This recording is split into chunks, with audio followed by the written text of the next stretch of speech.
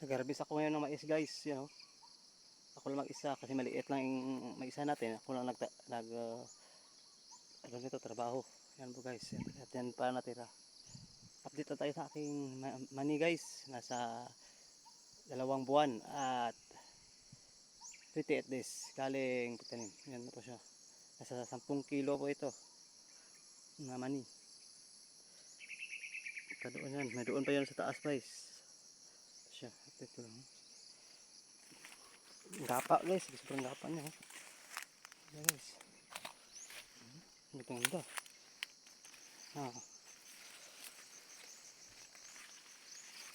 Ito guys, punta na yun guys. Update na to guys, update. Yan sa sunod na buwan. Kapag marami itong mais, tatamnan ko ito ng atsal.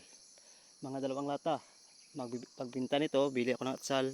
Papunta doon, sprayhan ko niyan. Papunta doon, lagyan natin ng atsal. At itong mani, mga estimation ko na sa January 20, pwede na tayo maka-harvest nito. Update ko lang yan guys. Sige, salamat.